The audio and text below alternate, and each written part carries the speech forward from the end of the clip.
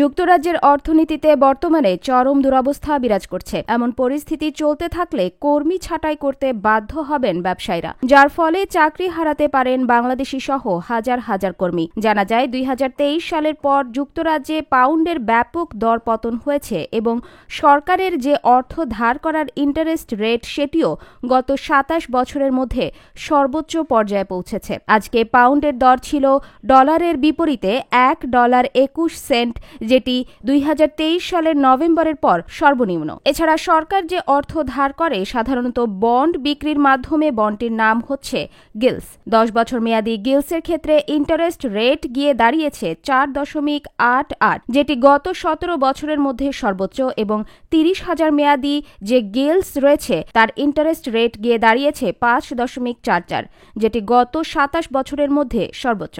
এসব কারণে যুক্তরাজ্যের অর্থনীতিতে চরম দুরবস্থা বিরাজ করছে। ব্যবসায়ীরা শঙ্কিত। তবে প্রধানমন্ত্রী কিয়ার স্টারমার এখনও চ্যান্সেলর রেচেল রিভসের উপর আস্থা রেখেছেন। যদিও রেচেল রিভস আগামী সংসদ নির্বাচন পর্যন্ত দায়িত্ব পালন করবেন কিনা সে প্রশ্নের উত্তর এড়িয়ে গিয়েছেন, কিন্তু পরবর্তীতে 10 ডাউনিং ইনস্টিটিউটের পক্ষ থেকে বলা হয়েছে রেচেল রিভস লেবার সরকারের এই মেয়াদ পর্যন্ত অর্থমন্ত্রীর দায়িত্বে থাকবেন। তবে অর্থনীতি কোন দিকে যায় তার ওপর অনেক কিছুই নির্ভর করছে। মূলত রেচেল রিভসের গত যে বাজেট ঘোষণা করা হয়েছিল তারপর থেকেই যুক্তরাজ্যের অর্থনীতিতে অস্থিতিশীলতা দেখা দিয়েছে, কারণ সেখানে এনআই কন্ট্রিবিউশন বাড়ানো হয়েছিল এমপ্লয়ারদের জন্য। এ কারণে চাকরিচ্যুত হওয়ার আশঙ্কা করছেন অনেক কর্মী। অনেক ব্যবসা প্রতিষ্ঠান কর্মী ছাঁটাই এবং তাদের খরচ কমানোর চিন্তাভাবনা করছে। পাশাপাশি সরকারি পর্যায়েও স্পেন্ডিং কার্ড করতে হচ্ছে সরকারকে, এবং সরকার ওয়েলফেয়ার সিস্টেমেও অনেক ধরনের কাটছাট করছে। সবকিছু মিলিয়ে মূলত গত কয়েকদিনে পাউন্ডের ব্যাপক দরপতন ঘটেছে। এর অন্যতম কারণ হিসেবে বিশ্লেষকরা বলছেন